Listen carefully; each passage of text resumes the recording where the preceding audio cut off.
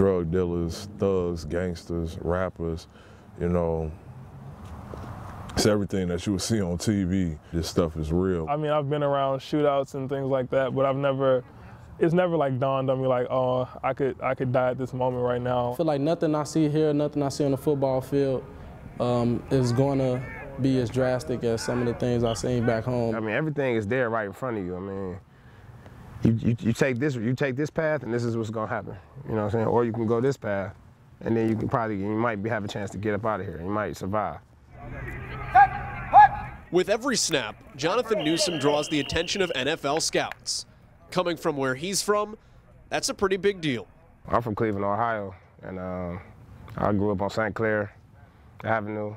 Where I'm from, you know, you either rapping or selling drugs or dead in jail, or you playing football. Unfortunately, Newsome's story isn't that unique. In fact, it borders on cliche. It's the typical story that you hear, like if it wasn't for football, I'd be on the streets doing something I shouldn't be doing. Ever since I graduated from high school, 9 of my classmates been killed. Man, to be honest, I just thought it was normal. I never knew that there was anything else out there that was different than what I was seeing. I always thought that that's what was supposed to happen. For a handful of the Ball State Cardinals, it's simple. Football, I guess you could say, saved my life. In 2011, Newsome's alma mater, Cleveland's Glenville High School, had a graduation rate of 49%. And yet, over the last 17 years, 19 Tarblooders have gone on to play college football. At Ohio State alone. Among them, Newsome, who played 2 years in Columbus before transferring to Ball State. Nothing was more important than football for me because I knew what it could do for my life. I knew what it could do for my family. I made up my mind. This is how I'm gonna get us up out of here.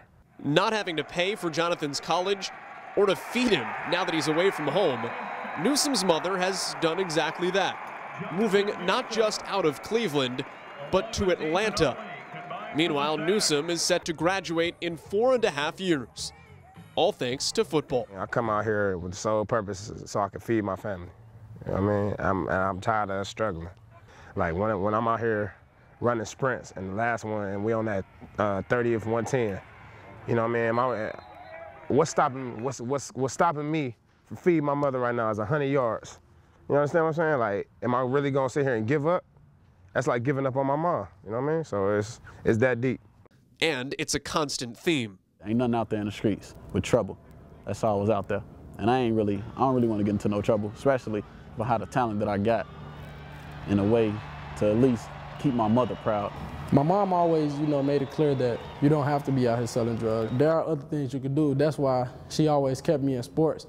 I didn't understand it at the time, but I always liked sports, and that was always my way of staying out of trouble. But the only way I can pay her back is to do right by her, and that's to come here, get an education, and get a job and provide for her. Throwing, winning, caught. KeVonn, Mabon, another big hit delivered by the North Texas defense. The ball comes out. This could be, it is the third turnover. Except Mabon hit a roadblock, at least in a football sense, in September when a hit at North Texas broke the receiver's collarbone, ending his sophomore season.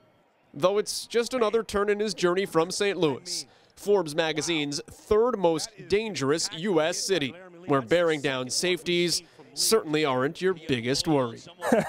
What's it like to get jumped? I mean, like, when it's happening, like, the only thought is to, like, you have to fight back. Midway through Mabon's high school career, the 6'3", 208-pound receiver transferred schools, earning a scholarship to DeSmet Jesuit. I got away from it during the school day, but I still had to come back to it at night and on the weekends. But I feel like not having to see it every day in class made it easier. Mabon excelled at DeSmet and turned heads of college coaches.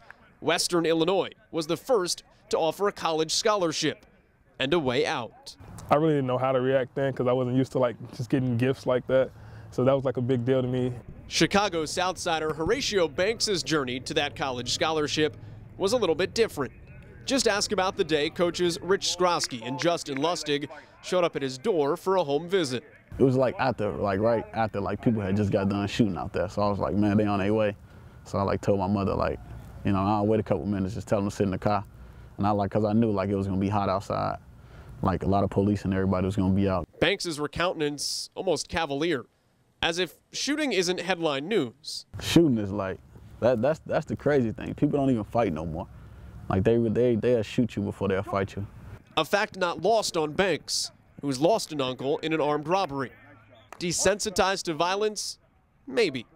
But Banks and his teammates, like West Side resident Nathan Ollie, never resigned themselves to that as their future. I seen all that and I knew that I didn't want to do that. Like I knew that I didn't want to be on the streets. I knew that I didn't want to sell drugs. It was my sophomore year when I realized like man, I can go to college for free. To be honest, I ain't know nothing about like, you know, paying for college, know how much it costs, all the expensive things. I have 3 older brothers and none of them been to college. And I could be the first male in my family to graduate college. So that means a lot to me. And that's where things can actually get a little bit interesting, because you'd think a culture of drugs and violence would try to grab you and pull you back in and tempt you. And it can, but the other thing it can do is push you away because of everything that's right here, because of football. People that was out doing these bad things respected me because I was a football player, so I never had to worry about getting in trouble or being frightened by those people because they was supporting me to get out. You know, instead of trying to lead me in, they was telling me, you need to get out, you got the talent to get out, so get out. And I understand. Junior defensive end Tracy grew up in Harvey, Illinois, just south of Chicago, paid his own way through the College of DuPage before receiving a scholarship to Ball State. He eventually wants to get his PhD. Banks would like to become a teacher or a police officer, and Mabon wants to work in SWAT. I'm tired of like people succumbing to that lifestyle. I just want to try to clean the streets up. The NFL is where Newsome's hopes lie come draft time in April, hoping that football still has at least a little bit more to give.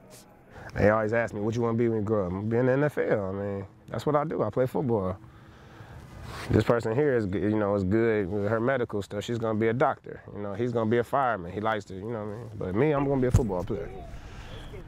So I'm grateful, man. I grew up without a father. I don't have any kids right now. Young black man about to graduate in December.